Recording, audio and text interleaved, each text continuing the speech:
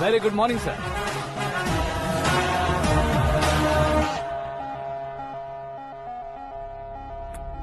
मेरी जिंदगी में अंदर तक घुस चुके हो, बस चेयर पर कोने पर क्यों बैठ जाते हो तुम? इज्जत करता हूँ, ससुर जी की इज्जत, रिस्पेक्ट। रेस्पेक्ट। आपका पेपर वेट भी कुर्सी है। आपको शायद पावर में रहना बहुत पसंद है। क्या ये? आप ही ने लिख कर दिया था। आपकी बात के मुताबिक आप अपनी बेटी मुझे सौंप देंगे, मैं उसे घर ले जाऊंगा, सबसे इंट्रोड्यूस करवाऊंगा। एक मिनट मेरी जगह पर आकर सोच कर देखो यार, तुम जैसे को मैं अपनी बेटी कैसे सौंप सकता हूँ? गुस्से में लेटर लिखने से पहले सोचना चाहिए था। मैंने कहा था ना, शुक्र महादशा डांसिंग। देखो, गोवा के पास बीच समंदर में मेरे पास एक आइलैंड है। 200 एकर्स काफी होगा। मीरा को भूल जाओ। मीरा के बगैर आइलैंड किस काम का? शमशाबाद एयरपोर्ट के पीछे 300 एकड़ जमीन है। मीरा के बिना वो जमीन किस काम की? ओके, तो फिर 500 करोड़ लिक्विड दूंगा, लाइफ टाइम सेटलमेंट। तो मीरा किस काम की? ठीक सुना आपने। 500 करोड़ लिक्विड कैश सुनने में भी बहुत अच्छा लग रहा है सर। आपने अभी जो फिगर बताई, मीरा की फिगर कुछ नहीं है सर। एक दिन तो आपसे मैं पंगा ले सकता हूँ, पर मुझसे रोज रोज तो नहीं हो सकता ना। जल्दी कीजिए सर, मुझे खरीद लीजिए। तुम्हारी कोई चाल तो नहीं है इसमें? तुम सचमुच मान गए हो? और क्या सर, आपका दिया ऑफर पसंद आया कह रहा हूँ, तो आप फिर से कंफ्यूज कर रहे हो। सर, हमें ये मौका नहीं छोड़ना चाहिए। वो अपना मन बदल ले, उससे पहले ये डील फाइनल कर दीजिए। कर दीजिए सर।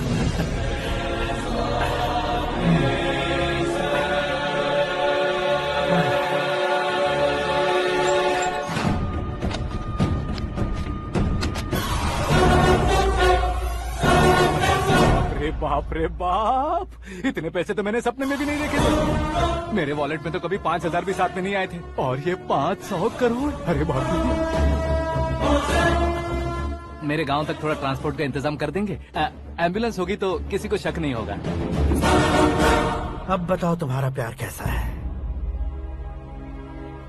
आकाश आकाश की तरह है, वहाँ पर बादल मिलेंगे, बिजलियां कड़केंगी, मौसम बदलेंगे बोल रही थी ना।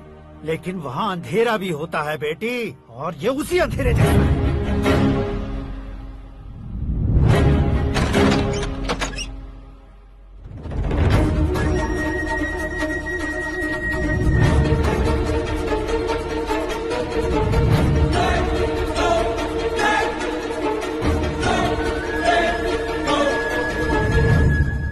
वाह, तुम तो कमाल के निकले।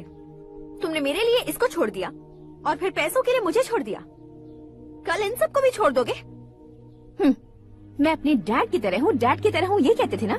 सच में तुम अपने डैड की तरह ही हो। अब समझ में आया। उन्होंने सेवा के नाम पर जैसे लोगों को धोखा दिया, तुमने वैसे ही प्यार के नाम पर हम दोनों को धोखा दिया। अब बस करो।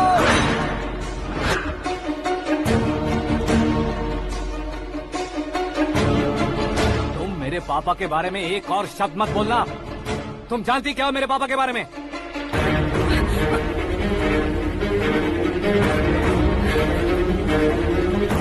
तुम जानती हो ये कौन है?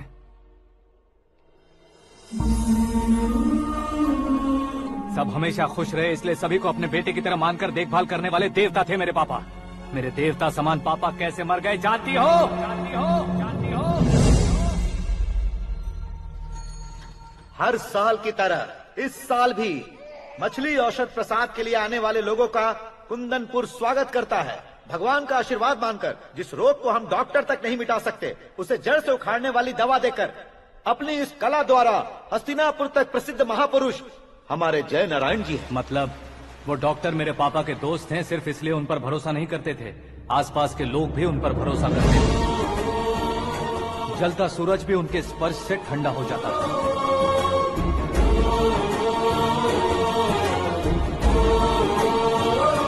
साहब नमस्कार। तुम्हारा विश्वास ही तुम्हें निरोगी बनाएगा।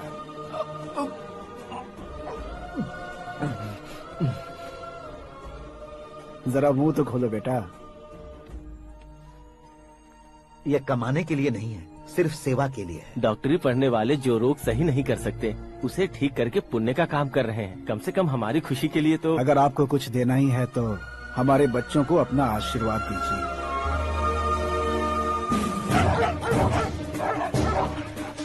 मेरे पापा की सेवाओं को देखकर पार्टी के हाई कमांड भी हमारे घर पर आए थे। ये राजनीति मेरे बस की बात नहीं है। कोई जानकार आएगा तो वो राजनीति करेगा, और अगर आप आएंगे तो सेवा करेंगे। ऐसी सेवा करने वाले इस जिले में बहुत सारे लोग हैं। ऐसे लोग बारिश की बूंदों की तरह होते हैं, लेकिन आप अपने आप में ही समंदर हैं। लेकिन 15 सालों से टिकट का इंतजार कर रहे हैं। अशोक गजपति जी गलत सोचेंगे। सिर्फ कुर्सी के लिए सोचने वालों के बारे में हमारी पार्टी नहीं सोचती। जय नारायण जी जिंदाबाद, जय नारायण जी जिंदाबाद। लेकिन अशोक गजपति ने कुछ और सोचा। जब सब खुशियां मना रहे थे तब उसको टिकट नहीं मिली। उस कड़वे सच को कोने में छुपाकर मीठे झूठ से हाथ मिलाने के लिए मेरे पापा के पास आया। ये क्या है जी? दुख बांटने वाले समय पर आप मिठाई बांट रहे हैं। आपकी टिकट इन्हें मिल गई, आपको बुरा नहीं लगा? ना तो नहीं कहूंगा, लेकिन बुरा मानने से कोई मतलब नहीं होगा, ये जरूर कह सकता हूँ। एक मंडल प्रेसिडेंट बनकर मैं अपना काम कर रहा हूँ, लेकिन एक इंसान होकर ये लोगों की सेवा कर रहे हैं। काम करने पर सैलरी मिलती है, लेकिन सेवा करने से नाम होता है, इसलिए उस नाम को वो टिकट मिला है। ये झंडा मैंने पार्टी को जिताने के लिए नहीं पकड़ा है, प्रजा के लिए पकड़ा है सर। अगर आप मेरे साथ चलेंगे तो वो जीत आपके साथ ही शुरू होगी। उनकी दोस्ती को देखकर सारा गांव खुश था, लेकिन अशोक गजपति के लोग गुस्से में उनके घर पहुंचे। ये सब क्या है सर? इच्छा जताते ही सबको मिल जाए, इतना आसान नहीं है कुर्सी को पाना। ये एक सपना है। लेकिन हमने कितनी मेहनत की थी। मेहनत करने से तनख्वाह मिलती है, कुर्सी नहीं। अरे वो भी तो वो छीन कर ले गया सर। पावर को कोई खींच कर नहीं ले जा सकता। वो देखो, उस कुर्सी को देखो, उसमें ऐसे कोई बुढ़िया बैठे तो वो व्हील चेयर है। एक ऑफिस के सामने सिक्योरिटी वाला बैठे तो वॉचमैन चेयर है, और अगर एक सीएम बैठे तो वो सीएम चेयर है। कीमत कुर्सी की नहीं, इंसान की होती है। इलेक्शन ने हमारे घर का माहौल ही बदल दिया। जिन हाथों में किताबें होनी चाहिए थी, वहाँ पार्टी के झंडे आ गए। शोर क्यों मचा रहे हो? तुम लोग कब से झंडे को लेकर के झगड़ा कर रहे हो? कुछ नहीं पापा, हमारी पार्टी का झंडा अच्छा है, लेकिन पार्टी का चुनाव चिन्ह टाइगर की बजाय लायन होता तो और अच्छा होता। ऐसा क्यों बेटा? वो इसलिए डैडी कि लायन जंगल का राजा होता है और आप इस गांव के राजा हो ना। तुम गलत हो, ऐसे कोई राजा नहीं बनता। मैं गलती करूंगा तो मुझे भी सजा मिलेगी। कभी अगर शेर से गलती हो गई तो टाइगर सजा देता है। यानी लायन गलती करता है तो टाइगर सजा देता है? सभी टाइगर्स नहीं बेटा, सिर्फ बंगाल टाइगर के पास ही वो दिमाग और शक्ति होती है, इसीलिए वो हमारा नेशनल एनिमल बना और हमारे नेशनल पार्टी का चिन्ह भी। ओह, तो बंगाल टाइगर के पास इतनी ज्यादा ताकत होती है? हाँ, तुम्हारे जितनी ताकत होती है।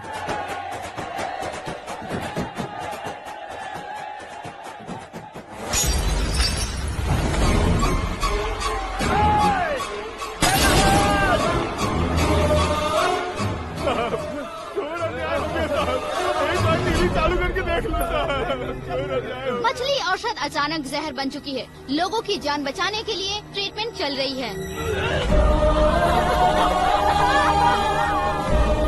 पैसों के लिए फार्मा कंपनी के साथ मिलकर धोखा दिया जय नारायण।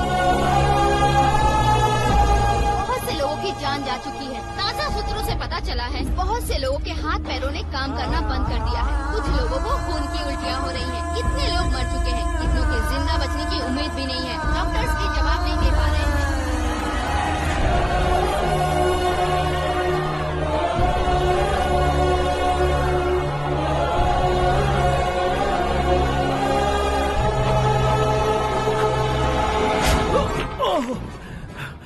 आपका यहाँ रहना ठीक नहीं है, मेरे साथ चलिए।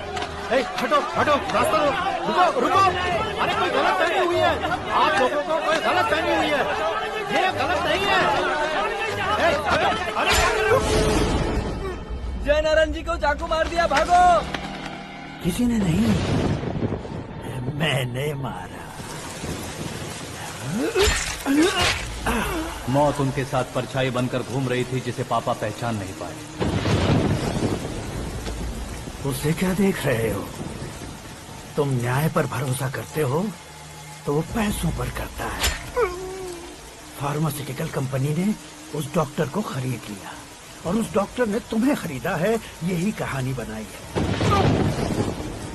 तुम्हें खत्म करने से पहले तुम्हारे नाम को खत्म करना चाहता था, इसीलिए ये सब किया। जाने से पहले मेरी एक बात सुन लो।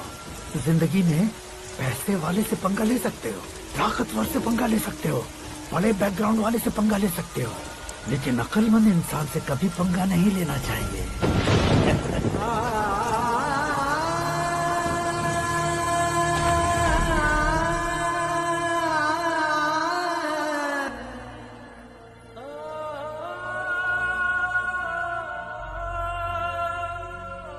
उस बेइज्जती के बाद हम अपनी नानी के गांव चले आए। उनके डॉक्टर दोस्त अब भी जिंदा है, ये बात मैं लड़की देखने गया था तब पता चली। My family photos. और ये हमारे ताऊ जी।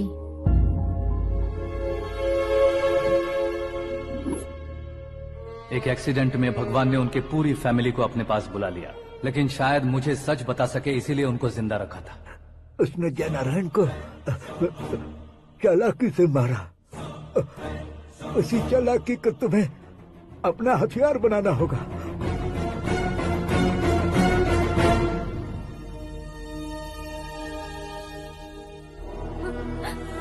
माँ माँ माँ बेटी, माँ माँ